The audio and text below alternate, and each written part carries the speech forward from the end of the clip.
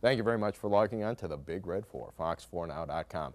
A lot of moisture out here in the Gulf of Mexico. We'll talk more about that coming up in just a minute. Want to go to the tropics, though, because we used to have a tropical storm, not in the Caribbean, not in the intertropical convergence zone. It was Tropical Storm Henri, no longer a tropical storm. Other than that, the tropics are quiet.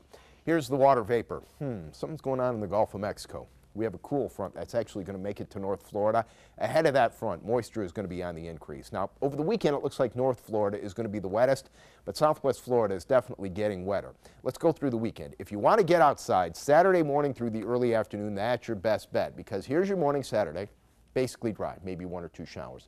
Once that sea breeze kicks in, showers and thunderstorms fairly numerous. Even in the evening, I think we're going to get a little bit of rain Saturday.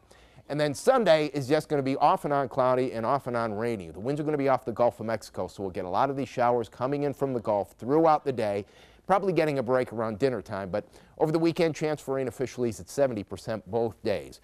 Saturday early looks to be the driest time, so if you want to get out and play some golf, that's your best bet. Saturday into Sunday, then we're going to have those off and on showers. Chance for rain staying at 70% Sunday, but then just isolated showers and thunderstorms Monday before we start to get wetter again by Wednesday and Thursday of next week. That's your Storm Patrol forecast on the Big Red 4, fox4now.com.